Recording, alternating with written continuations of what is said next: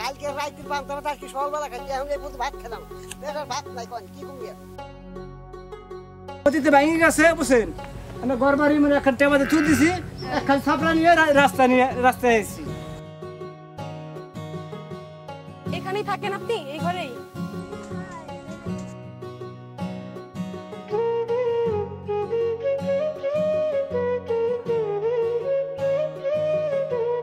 কোটি কোটি টাকা, হাজার হাজার কোটি টাকা, কোটি কোটি টাকা লোপাট হয়েছে।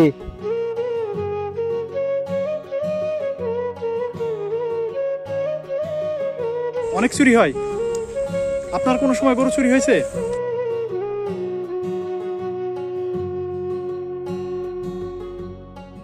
দুইটা ছেলে দিছে, ছেলে দুইটা বাইসা থাকলে কত টাকা আমার। আবার ভেঙে গেল মা, পরের জায়গায় যাইতে হবে, কোনো জায়গা জমি নাই মা। এগুলোকে শুধু আপনারাই খান নাকি এগুলো আপনারা বাজারে বিক্রিও করেন? এই বাড়ি ঘর কোথায় নিব আর কোথায় কি করব এগুলো নিশ্চয়তা নাই। খুব বর্ষার এক দুপুরে ভাঙন কবলিত এই পদ্মার চরে কখনো এক চিলতে রোদ উকি দিচ্ছে, আবার কখনো দূর আকাশে কালো মেঘের ছুটোছুটি। তেমনইভাবে নদী ভাঙন নিয়ে এসেছে চরবাসী মানুষের জীবনে ঘোর অন্ধকার। প্রিয় দর্শক, ব্যস্তময় এই শহর থেকে একটু দূরে বানভাসী এই মানুষগুলোর জনপদ ডিগ্রির চর। আজ আমরা দেখব এই ডিগ্রির চরের মানুষগুলোর জীবন ছবি। প্রকৃতি ও প্রতিকূল পরিবেশের সাথে যুদ্ধ করে কেমন চলছে তাদের জীবন। তাদের এই জীবন ছবি তুলে ধরতে দ্য স্কাই ডকুমেন্টারি টিমের আজকের যাত্রা ভাঙন কবলিত এলাকায়।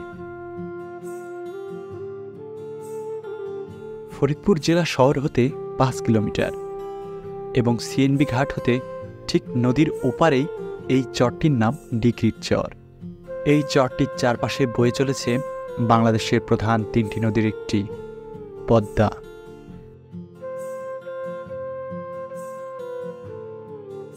সেই পদ্মার বুকে জেগে ওঠা চরে ঠাঁই করেছিল এই জনপদের মানুষগুলো।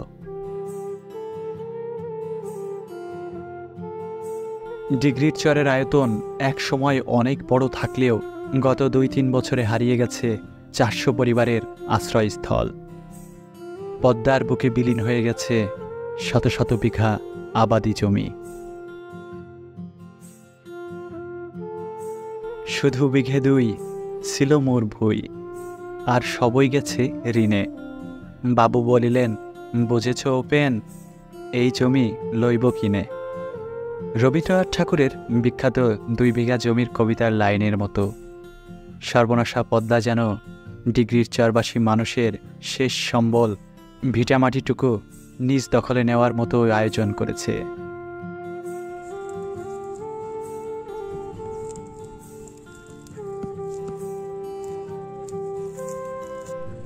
আপনারা গেছেন কতদিন? মাসখানেক চলে গেছেন।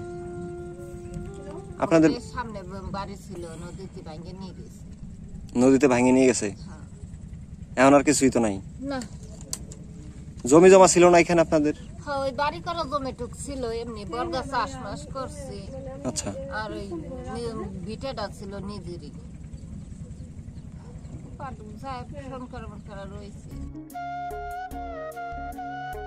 হায় রে নিয়তি, বাড়িটা কতই না সুন্দর ছিল, গ্রামটা কতই না সুন্দর ছিল। সুখে শান্তিতে বসবাস করত এই গ্রামের মানুষগুলো। এখন কোথায় হারিয়ে গেল সেই শান্তির পুবাল হাওয়া আর মিলেমিশে থাকা মানুষেরা?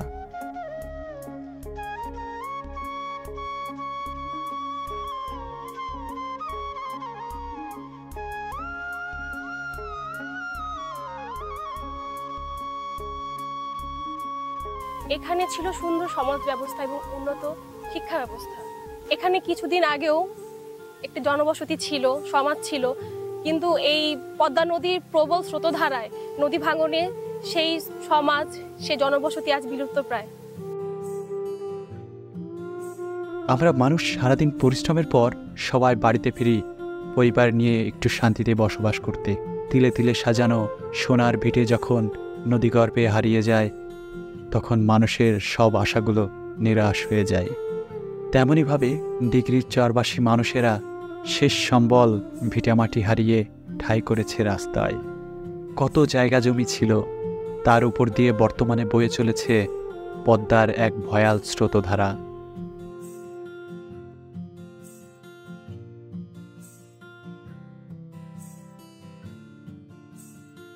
এর আগে কোথায় ছিলেন? এই সাইডে বাড়ি ছিল আমাকে। আচ্ছা, নদীতে ভেঙে গেছে বুঝছেন, আমরা ঘর বাড়ি মানে এখন টেবাতে তুল দিছি, একখান ছাপড়া নিয়ে রাস্তায় এসেছি। রাস্তার উপরে গরিব মানুষ, জায়গা যোগে নাই তো। আচ্ছা, এর আগে কোথায় ছিলেন? এই সাইডে বাড়ি ছিল, মসজিদের ওপর সাইডে। আচ্ছা, মানে এইখানেই মসজিদের ওই পাশে ছিল? মসজিদের ওপর সাইডে বাড়ি ছিল। আচ্ছা, ওইখানে তো ভেঙে গেছে, মসজিদও তো সরাই নিয়ে গেল দেখলাম। আচ্ছা, কয়জন থাকেন বাসায়? আমরা মোটামুটি 4 জন। আচ্ছা, 4 জন। কোন রকমে একটু মাথা গোজার ঠাইটুকু বানানো হয়েছে রাস্তার উপরে।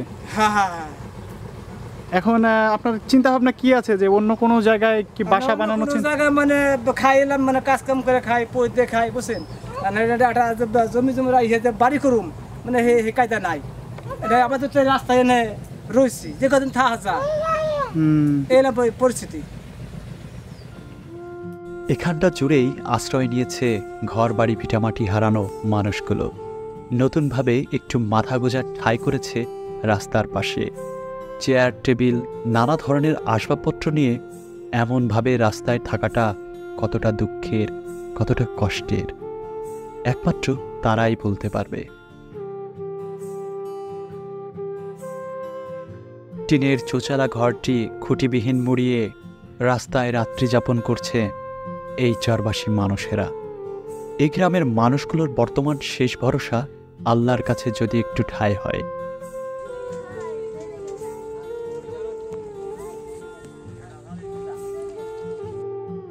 এই চরের বুকে কোনো একটি জায়গায় চরবাসী এক একটি গ্রামে এক একভাবে বসবাস করত। নদী ভাঙনে হারিয়ে এই জনপদের মানুষগুলো এই চর থেকে ঠাঁই করছে অন্য চরে। কেউ বা আবার টাকা পয়সার অভাবে ঠাঁই নিয়েছে রাস্তায়।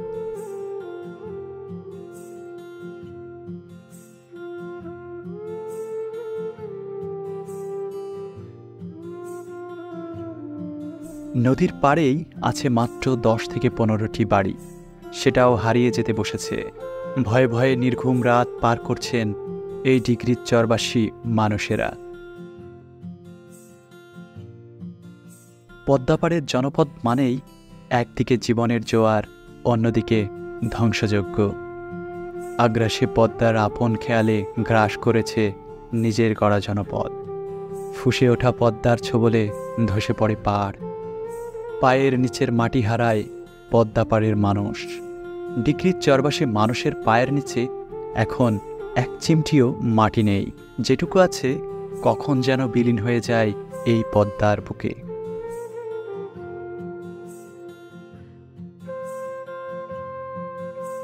ভালো থাকি কেমনি? আমার যে অবস্থা, শরীর অবস্থাতে ভাঙ্গি তো সব শেষ হয়ে যাবো।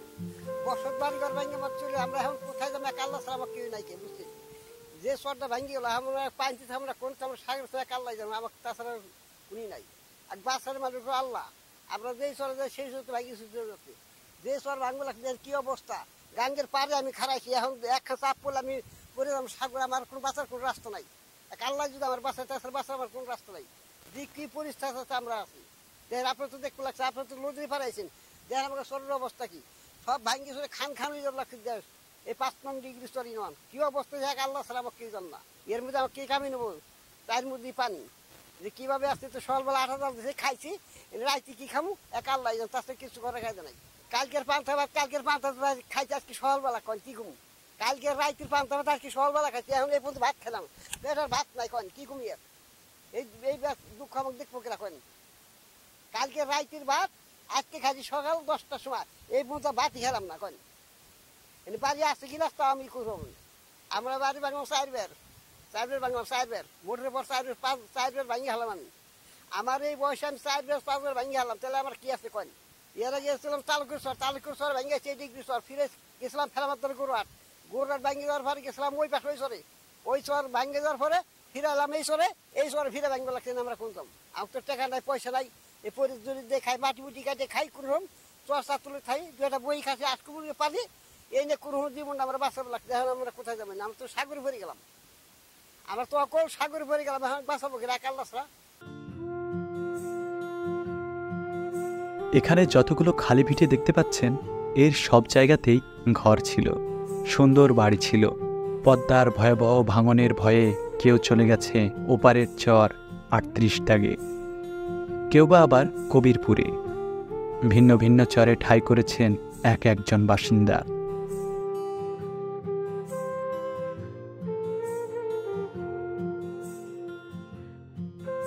একটি সংসারে কত কিছুই না থাকে। নদী ভাঙনের ভয়ে কোনো রকমে নিজেদের থাকার ঘরটা সরিয়েছেন মাত্র, কত কিছুই পড়ে আছে এই শূন্য ভিটায়।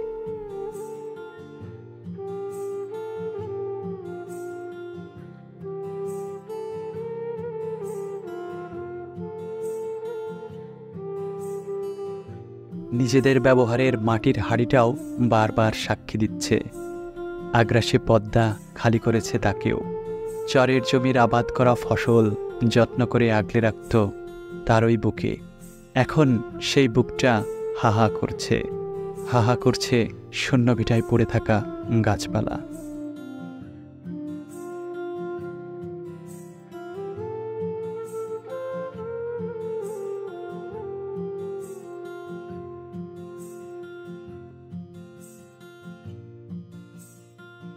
ডিগ্রির গ্রামের বসতির সংখ্যা প্রায় 600 ঘরের কাছাকাছি। পদ্মার বুকে বিলীন হয়ে এখন সর্বশেষ 15 থেকে 20 ঘরের বসবাস।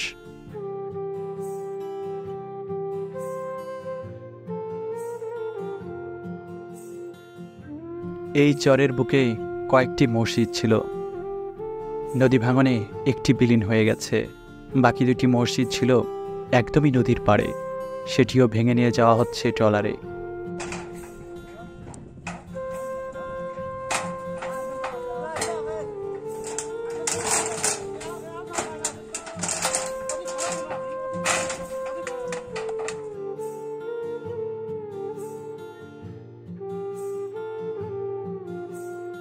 যতটুকু জেনেছি, মসজিদ আল্লাহর ঘরটি সিরাজগঞ্জের কোনো একটি জায়গায় আবারও নতুনভাবে তৈরি করা হবে।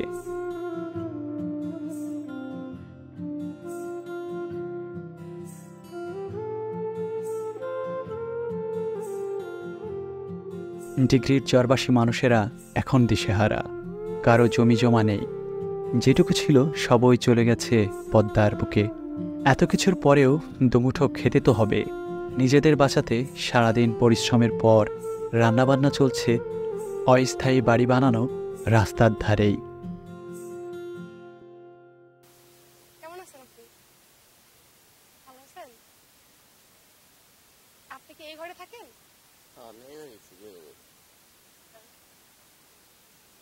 এখানে চুলায় কি রান্না হচ্ছে?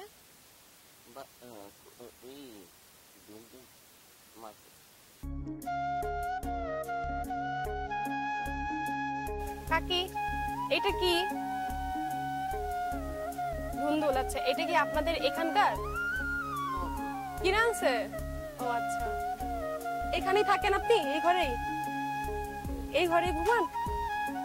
আপনারা এখানে কয়জন থাকেন? 4-5 জন?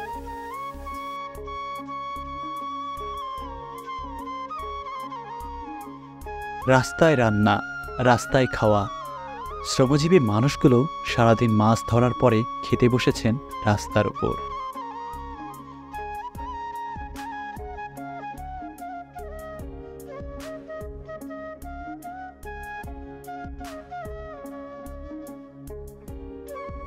রাস্তার ধারে আশ্রয় নেওয়া মানুষগুলোর পাশাপাশি আশ্রয় নিয়েছে গবাদি পশুরাও। তাদের যত্ন আদি কম হচ্ছে না।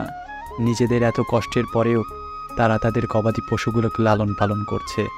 নিজেদের সন্তানের মতো করে পশুগুলোকে ভালোবাসা দিয়ে যে মানুষগুলো এতটা শান্তি পায়, সেই মানুষগুলো অবশ্যই সহজ সরল। গরু কয়টা আছে? গরু কয়টা আছে আপনার?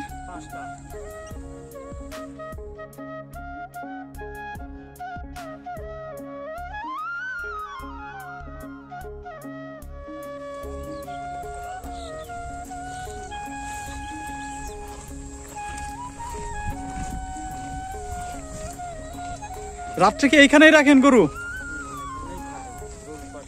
এখানে কি গরু চুরি টুরি হয়? অনেক চুরি হয়। আপনার কোনো সময় গরু চুরি হয়েছে? 4টা নিয়ে গেছিল এর আগে। আচ্ছা, এই নদী তো বাড়ির কাছেই চলে আসলো। চিন্তা ভাবনা কি করছেন? এই বছর না গেলেও তো হয়তো আগামী বছর হয়তো কোন দিকে যাবেন, কি চিন্তা ভাবনা আছে? যেদিকে হোক যাতেই হবে নি, সিদ্ধান্ত করতে হয় নাই, আমি হোক যাতেই হবে। নিজের ভালোবাসা বিক্রি করে, নিজের মায়া ত্যাগ করে সে মানুষগুলো পরিবার ভিটা মাটিকে বাঁচাতে কতই না পরিশ্রম করছে। সেই মানুষগুলো অবশ্যই বড় মনের অধিকারী। এই সহজ সরল মানুষগুলো আছে বলেই আজ জাতি টিকে আছে, টিকে আছে আমাদের জাতিসত্তা।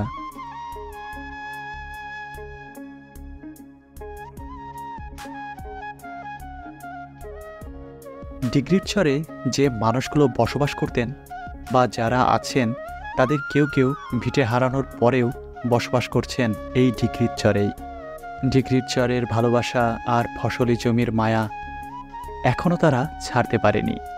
তাদের জীবনযুদ্ধ এখনও টিকিয়ে রাখতে কেউ কেউ বেঁধেছে ফসলি জমিতে বসবাসের জন্য স্থায়ী বসতি।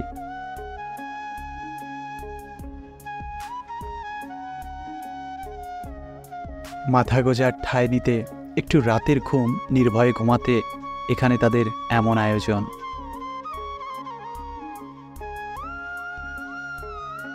চরের মানুষগুলো কখনোই চর ছাড়বে না। চরকে তারা এতটাই ভালোবাসে। চর যতটাই ভেঙেছে, এই চরবাসী মানুষেরা ততটাই আপন করেছে চরকে।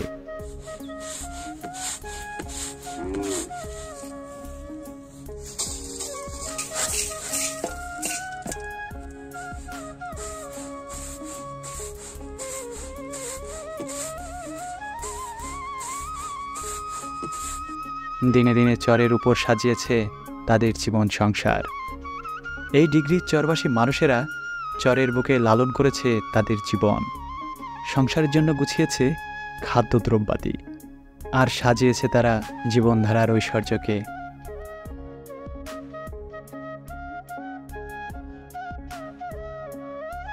ডিগ্রির চরের অস্থায়ী বসবাসের জন্য ঘর বেঁধেছেন বেশ কয়েকটি পরিবার। প্রত্যেকটি বাড়িতেই নিরাপদ পানির বেশ অভাব বলেই এই মেয়েটি নিরাপদ পানি নিয়ে যাচ্ছেন বাড়িতে। নিরাপদ পানির মতোই এখানকার আকাশ ও প্রকৃতি মন ছুঁয়ে দিচ্ছে। খোলা প্রকৃতি ফসলি মাঠকে নীল আকাশ যেন বারবার ছুঁয়ে দিচ্ছে। অনেক দূরে তাকালে মনে হয় কাশবনের ওপারে আকাশ নুয়ে পড়েছে। এ যেন প্রকৃতির সাথে নিত্য আনাগোনা এই চরবাসী মানুষের।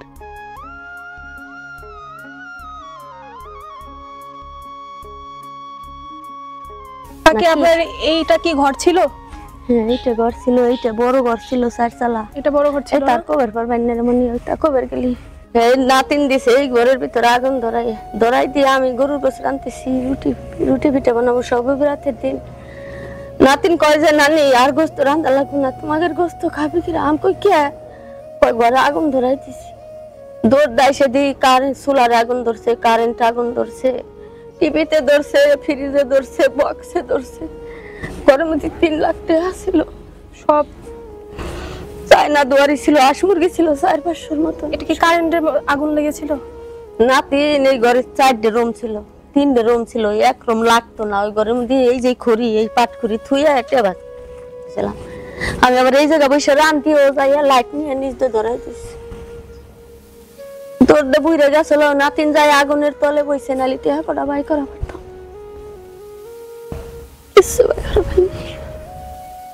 2 বান 3 সরকারের হয়েছে, 1 বান 3 পাইছে, আর দেয় নাই, খাই লাইছে শ্বশুরেরা।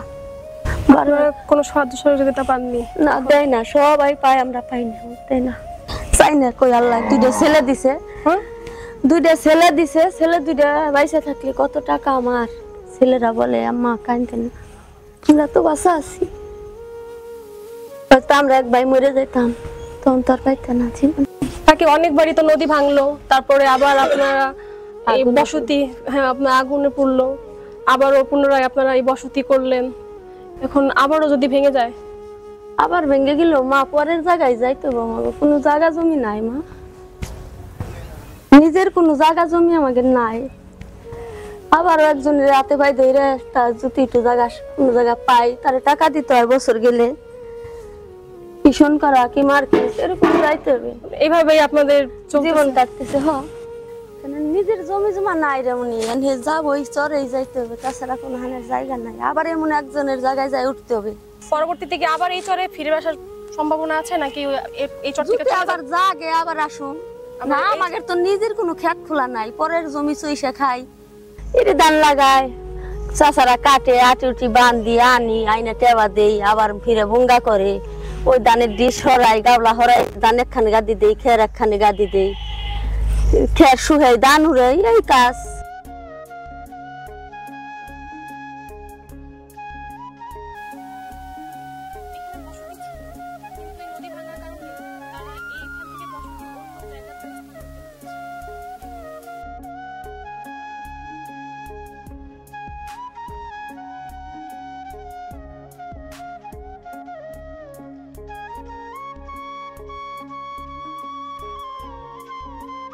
কেমন আছেন? আছি ভালো। আমরা তো ভালো আছি, কিন্তু আপনাদের অবস্থা দেখে আমরা ভালো থাকি কিভাবে? আমি গরিব মানুষ, তোমার কাকা মারা গেছে, মনে করবে যে একটু একটু বাচ্চা থুয়ে এই অনেক আগে 30-40 বছর হয়ে গেল, এতে ওই জায়গা আসলে মানুষের জায়গা, এখন এই বাড়িতে একজন চলে গেছে, তার এমন করে একটু আসছে না দেওয়া মানে। আপনার বাড়ি কি এখানেই ছিল? না এখানে না, ওই যে ওখানে ছিল, মানুষের অন্য জায়গায় থাকে, আগে থাকতাম, এর আগে ভাঙি গেছে, তারপরে এই ঘর কবে করলেন? এই ঘরে দেখো না 4 দিন, ওইখানে সবাই ভয় পা, সবাই কত জিনিস ফেলে নিয়ে যাবি, ওই ঘর ভাঙছে এই জন্য এইখানে একটা ছাপড়া করে আছেন। হ্যাঁ হ্যাঁ, এখন কমছে, যদি আবার বাড়ে আশ্বিন মাসে এখন কমছে। আচ্ছা আচ্ছা, মানে আশ্বিন মাস পর্যন্ত একটা ভয় আছে, যদি আশ্বিন মাস পর্যন্ত এই ভিটাটা টিকে যায় তাহলে পরে 1 বছর থাকতে পারে। আচ্ছা আচ্ছা, তাহলে পরে এই সমস্যা নাই। আর যদি এটা ভেঙে যায় তাহলে আপনি কোন চলে যাবেন? আবার যেখানে আল্লাহ মিলে টাকার সমস্যায় তুই পড়ে গেছি, এই জায়গা আবার আসে। কাকি, আগে আপনার এই ঘরটা ছিল, এই ঘরে থাকতেন? হ্যাঁ। কোনটা ঘর ছিল? এটা? এই যে এটা। আর এটা রান্নাঘর? হ্যাঁ। হ্যাঁ, আমরা দেখতে পাচ্ছি এটা রান্নাঘর। তারপর এটা ভেঙে যাওয়ার পরে 4 দিন ধরে ওই জায়গায় গেছি। 4 দিন ধরে ওইখানে ঘর করছে? হ্যাঁ। আচ্ছা, এইটা কি ভেঙে গিয়েছিল নাকি আপনারা বুঝতে পারছেন যে এখানে ভাঙতে পারে? নিয়ে যাবি দিয়ে বাচ্চা কাচ্চা নিয়ে, সবাই রাগ করছে, ছোট বাচ্চা আছে, নিয়ে যায়, রাত্রে যদি ডুবিয়ে নিয়ে যায়, এজন্য আপনারা আগে থেকে পূর্ব প্রস্তুতি গ্রহণ করছেন। আচ্ছা আচ্ছা, আপনারা এই ঘরে কতদিন যাবত বসবাস করতেছেন? 10 বছর। আগে কোথায় ছিলেন? আগে ছিলাম এক নদী, এক মানুষের বাড়ি। আগে এই জায়গাটা কি আপনাদের নিজেদের? না না, পরের জায়গা। পরের জায়গা? আপনাদের নিজেদের কোনো জায়গা নেই? না।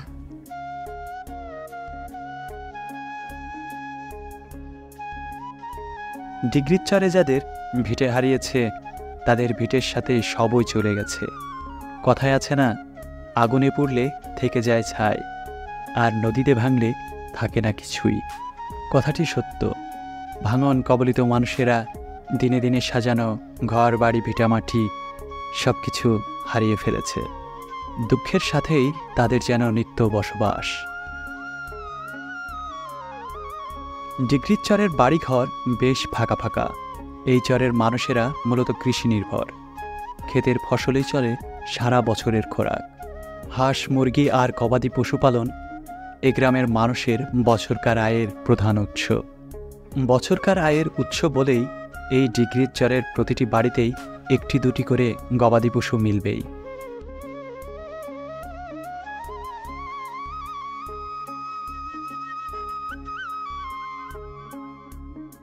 গবাদি পশু পালনে তারা বেশ আগ্রহী।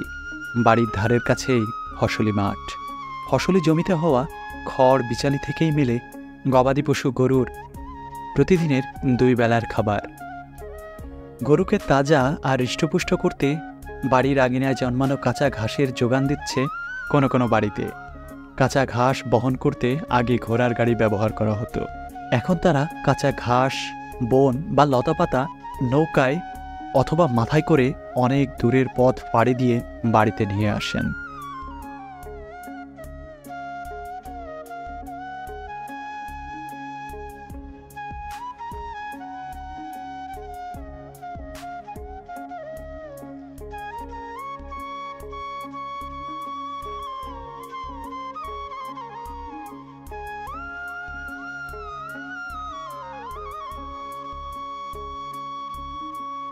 এখানকার মানুষগুলো খুবই পরিশ্রমী, শ্রমের মাধ্যমেই বসবাস করেন এই চরের মানুষগুলো।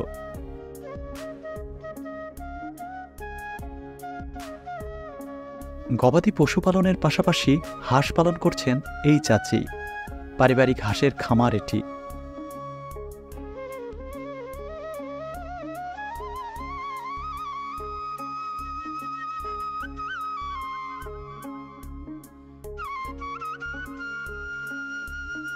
পরিবারকে আর্থিকভাবে সচ্ছলতায় ফিরিয়ে আনতে তার এই পারিবারিক হাঁসের খামারটি অবশ্যই আর্থিকভাবে লাভবান হবে আশা করছি।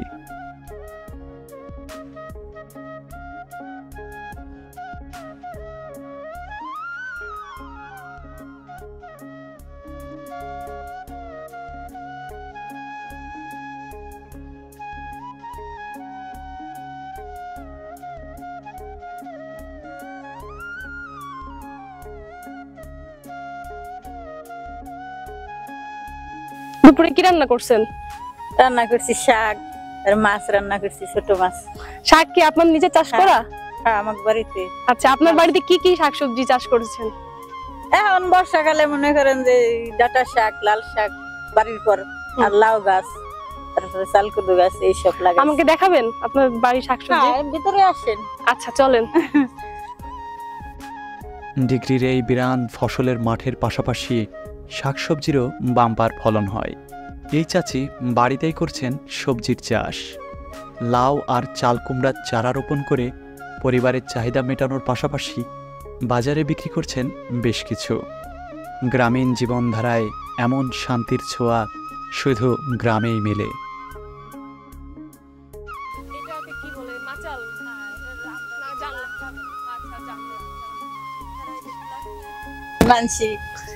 এইটা কেন বানছি? এই যে বান্ধে দেয় আমাকে গ্রামের মানুষ। আচ্ছা, এটা মানে এটা বাঁধলে পরে কি উপকারিতা কি হয়? উপকার হয় না হয়, বান্ধে গ্রামের মানুষ। তারপর ওই যে শামুকটা বাঁধা, ওই শামুকের কি উপকারিতা? আমি তো আগে কখনো দেখিনি। ওই মতো আর কি কদু অনেকগুলো আসে জ্বালিয়ে। আচ্ছা, মানে অনেকগুলো শামুক যদি আপনি বেঁধে দেন তাহলে অনেকগুলা লাউ হবে। আচ্ছা, কদু হবে। ঠিক আছে, একটা নতুন জিনিস জানলাম।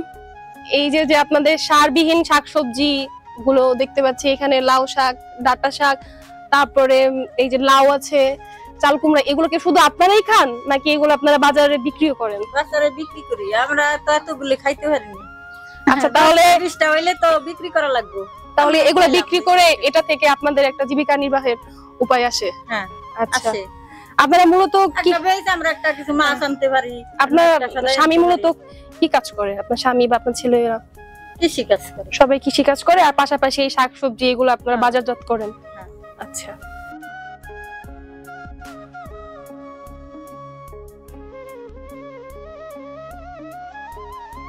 এই চরে ছোট একটি স্কুল আছে। এই স্কুলে ছোট বড় সবাই পড়ালেখা শিখতে আসে।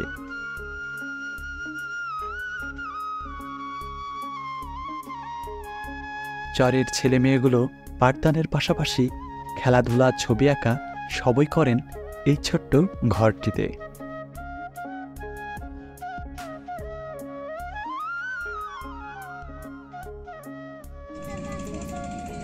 যাও।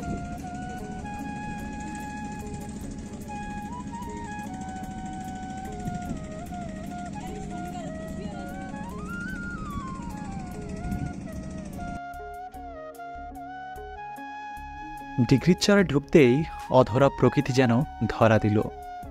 ফসলি মাঠ আর সবুজ প্রান্তর বারবার জানান দিচ্ছে, হায়রে আমার সোনার বাংলার রূপ লাবণ্য এই সুন্দর, এতটাই মোহনীয়।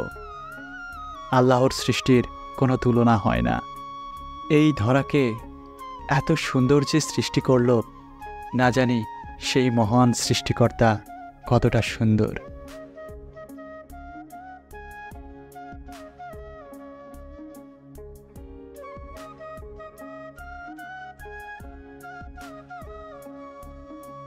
বাংলাদেশের প্রতিটি গ্রাম যেন এক টুকরো সৌন্দর্যের স্বর্ণমুকুটে সাজিয়ে গুছিয়ে রেখেছে সেই মহান সৃষ্টিকর্তা।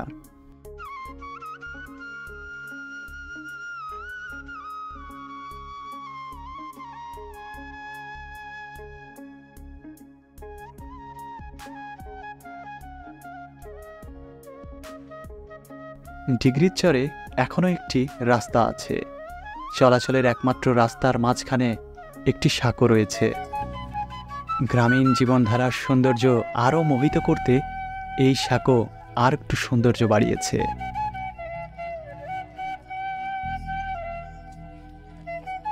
সাঁকোতে শহরের মানুষের হাঁটতে একটু অসুবিধা হলেও গ্রামের মানুষের একটুও অসুবিধা হয় না। তারা অনায়াসে পার হয়ে চলে জীবন জীবিকার পসরত সাজাতে।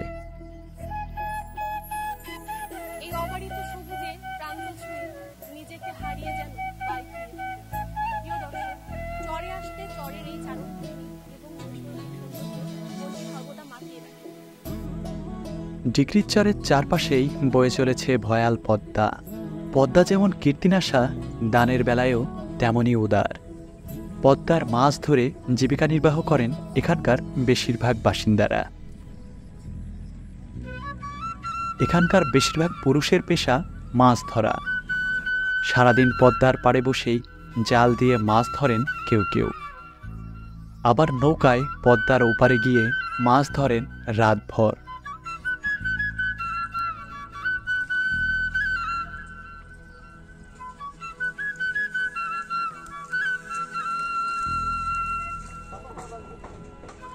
আপনারা কি মাছ ধরেন? আপনাদের বাড়ি কি এইখানেই? এখান তো অনেকই নদী ভাঙছে, ওই যে আপনারা কি এখন সরে যাবেন না এখান থেকে? সরে গেছেন না? কোন চরে গেছেন এখন? ওই যে পদ্মা, এখন পুরো পদ্মা ওইটার মধ্যে কি মাছ ধরেন আপনি? গুড়া মাছ। এখন তো ইলিশের মৌসুম, ইলিশ মাছ পাওয়া যায় না এখন। এখন যাবেন কয়টায় আসবেন? 2 ঘন্টা পর। রাত্রে মারেন না? ছয়টা নাইছেন, এটা কিসের জন্য?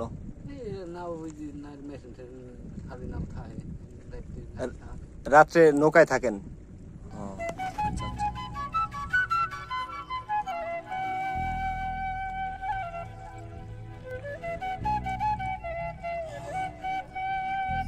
সারা রাত মাছ ধরে সকালে বাড়িতে ফেরেন অনেকেই। ডিগ্রির চরবাসী মানুষেরা নানা উপায়ে চালান তাদের জীবিকা। তেমনি এই চাচা মাছ ধরছেন বোতল দোয়ারি দিয়ে। বোতল দোয়ারিতে পুঁটি, ট্যাংরা, ছোট বাইন ও চিংড়ি ধরেন। চিংড়ি পাওয়া যায়? এগুলা কি আপনারা বিক্রি করেন?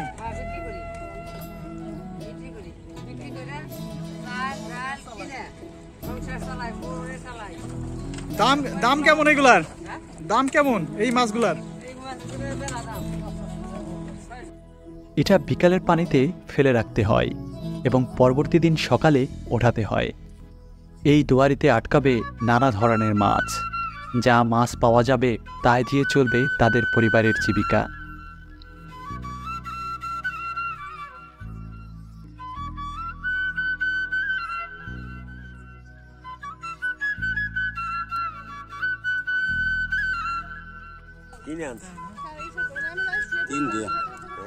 তো কালে বসে আছে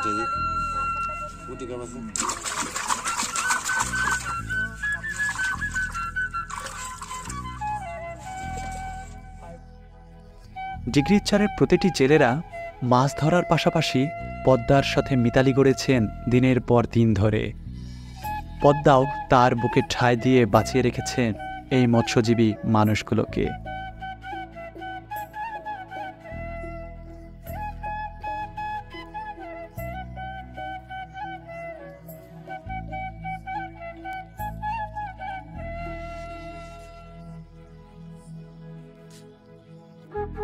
ডিগ্রিচরের কয়েকটি বাড়ি পানির দখলে। বর্ষার মৌসুমে তাদের চলাচলের একমাত্র মাধ্যম হচ্ছে নৌকা।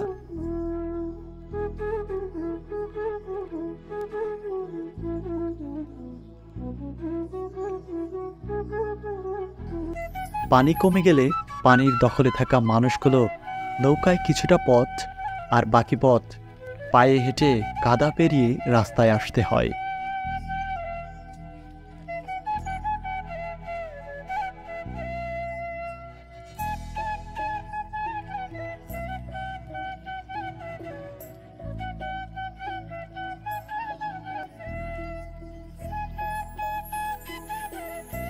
এই চাচা নামাজ পড়তে যাচ্ছে। যতটাই কষ্ট হোক না কেন নামাজ তো পড়তেই হবে, আল্লাহর হুকুম পালন করতেই হবে।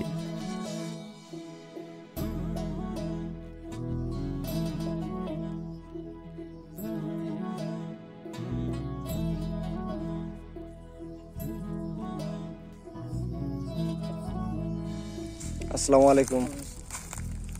এখানে কাকা মসজিদ আছে? আছে ভাঙতেছে, নদীতে ভাঙে গেছে না? আচ্ছা তিনটা। আচ্ছা, ওই যে পানির মধ্যে দিয়ে হাইটে আসলেন ওটা আপনাদের বাসা? জি জি জি। এভাবে পানির মধ্যে থাকতে হয় কতদিন? 4-5 মাস থাকা লাগে, 3-4 মাস থাকা লাগে। 4 মাসের মতো থাকতে হয়।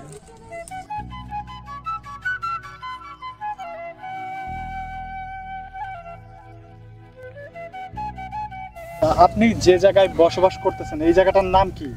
এটা ডিগ্রিচর নাজির বিশ্বাসের ডাঙ্গি।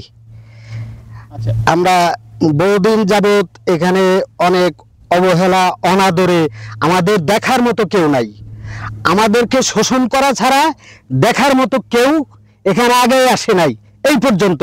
অদ্যাবধি দেখেন এই যে আমার বাড়িতে আমি কাদা পানি পাড়ায় এই যে আপনাদের সামনে এসে দাঁড়াইলাম।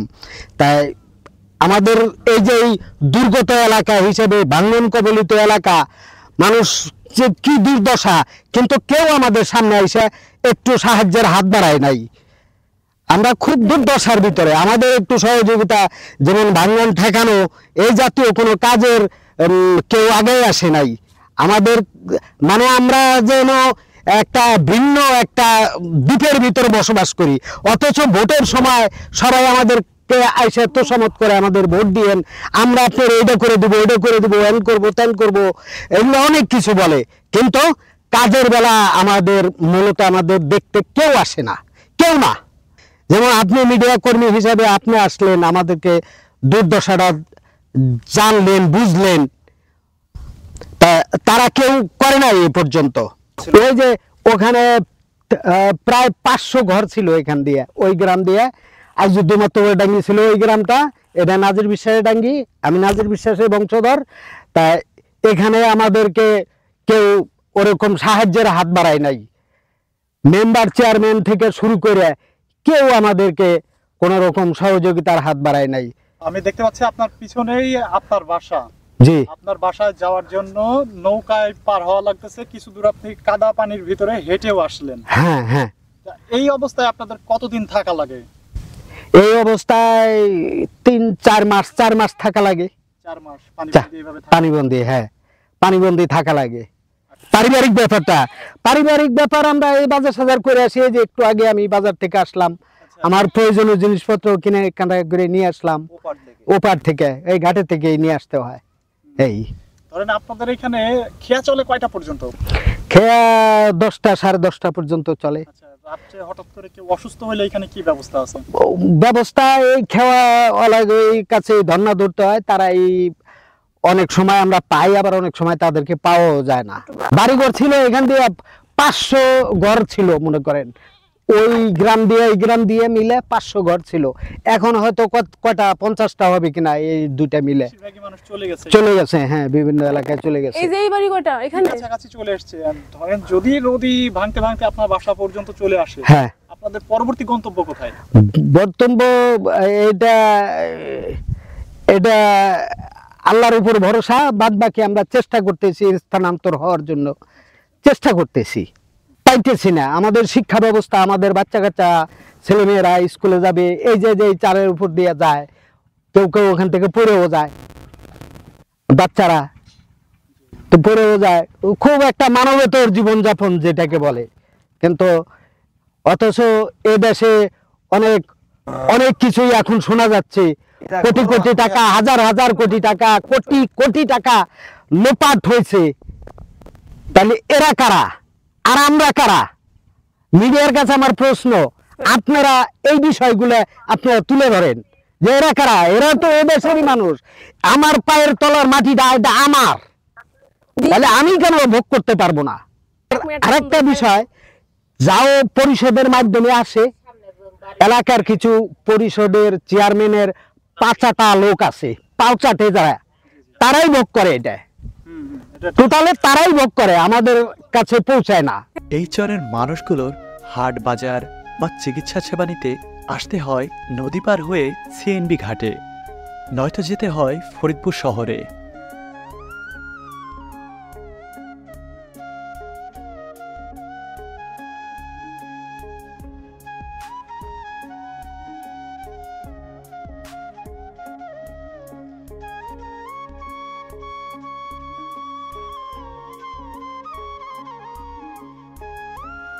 এই দুর্গমতম চরে এই মানুষগুলোর বেঁচে থাকার জন্য প্রতিনিয়ত লড়াই করতে হয়।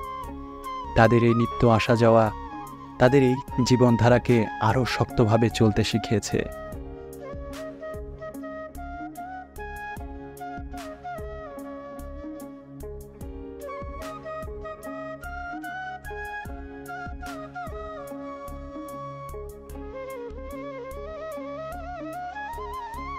নদীর একুল ভাঙে অকুল গড়ে, এই তো নদীর খেলা।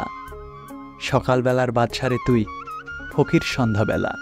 যে নদীর বুকে খুঁজে ফেরে জীবিকার রওশাদ, সেই নিষ্ঠুর নদী ফসলি জমি ভিটেমাটি গিলে খেয়ে মানুষকে করে ফেলে পথের ভিখারি।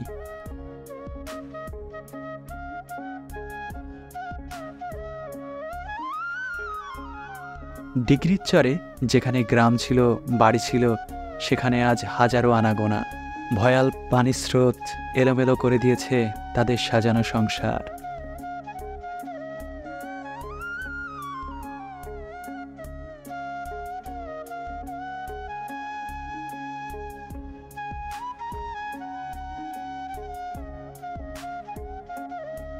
কাকা এখানে আছেন কতদিন যাবত? এখানে আছি ধরুন 13 বছর চলতেছে। এখন যে অবস্থা পদ্মার, যদি এখানে এই জায়গাটা পুরোপুরি পদ্মার স্রোতধারায় তলিয়ে যায়, তখন আপনারা কোথায় যাবেন? কোথায় আপনারা বসতি? আমরা তো ধরেন যে জায়গা সম্পদ থাকলে তো আর আমরা চরে আসতাম না, চরে এসে খুব কষ্ট অবস্থা করতেছি। জায়গা সংকট, এখন জায়গা সম্পদ, এই বাড়ি ঘর কোথায় নিব আর কোথায় কি করব এর কোনো নিশ্চয়তা নাই, খুব দুর্ভিক্ষের ভিতর আছে। এরপরে কোন চরে যাবেন বলে ভাবছেন? এখন চরের মধ্যে এখন উপরে যাওয়ার মতো সমর্থন আমাদের নাই, এত টাকা পয়সাও নাই। এখন এই চর ভেঙে গেলে হয়তো অন্য চরে আমাদের স্থান নিতে হবে। কাকা ছেলে মেয়ে কয়জন? 2 ছেলে 3 মেয়ে। আচ্ছা, তাদের সবার কি বিয়ে হয়ে গেছে? সবারই বিয়ে সব হয়েছে। আপনার ছেলে মেয়েরা কে কি করে? 2জন গাড়ি চালায় বাটার সিজনে, আর 6 মাস বেকার থাকে। আচ্ছা, 6 মাস গাড়ি চলে। কাকা তাহলে আপনার জীবিকা নির্বাহ করেন কিভাবে? আপনার পেশা কি? কৃষিকাজ, এই গরু মরু পোষা, এখন বেকার। আচ্ছা, এই চর এলাকায় ফসল কেমন ফলে? ফসল এতকাল খুব ভালো হয়েছে, এখন আগে খুব খারাপ হয়েছে, বর্তমান ভালো লক্ষণ আইছে, নদীটা ভেঙে গেল। এখানকার শাকসবজি কি আপনারা শহরে বিক্রি করতে নেন? হ্যাঁ, এই শাক সবজি, গরু বাছুর, দুধ মুধ বেচে আমরা শহরে বিক্রি করেন? শহরে বিক্রি করে রাখি, সংসারটা নির্বাহ করতে। এটার উপরে আপনাদের সংসার চলে?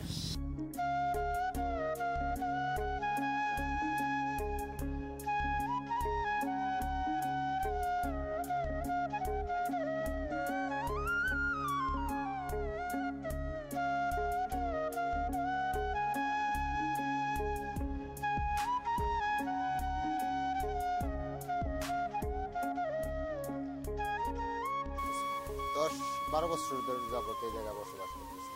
এই অংশটা ভাঙ্গে যাবে, কিন্তু এবার আমরা থাকতে পারবো। আমাদের যতটুকু একটা বিশ্বাস আছে, যে অনুভব আছে যে আমরা এবার থাকতে পারবো, কিন্তু আগামীতে আমরা এই জায়গায় থাকতে পারবো না। আগামী বছর এই জায়গায় থাকতে পারবো না। আমরা হয়তো মাঘ ফাল্গুন মাসে ওই সময় এখান থেকে ঘর বাড়ি ভেঙে হাজিগঞ্জ চলে যাবো, আমরা এই জায়গায় থাকবো না। জি, ওই জায়গায় আমার আগে জায়গা আছে, ওই জায়গায় যাই বাড়ি করবো আবার। এটা আমাকে নিজস্ব জমি, এই ধান ক্ষেত করছি, বাড়ি করছি, এটা আমাকে নিজস্ব জমি। আমার বাড়িতে তরি তরকারি আছে, এই যে এই জায়গায় কচু ক্ষেত করছিলাম, গেছেবার ওই যে কচু ক্ষেত করছিলাম, তো এইবার শাকসবজি লাগাবো। এই ধান কাটার পরে এখানে পেঁয়াজ লাগানোর জন্য নিয়ত আছে, পেঁয়াজ লাগাবো। তারপরে আবার এই পরে আবার ধানের পরে আবার ভুট্টা ক্ষেত করব। ভুট্টা ক্ষেত শেষ হওয়ার পরে তারপরে চলে যাবো আমরা হাজীগঞ্জ, যে আগামীতে আবার এই জায়গায় এসে এই জায়গা থাকা যাবে না তো। হ্যাঁ, সর্ষে ক্ষেত করি, মানে সব ধরনের টুকটুক সব পদেরই কিছু করা লাগে।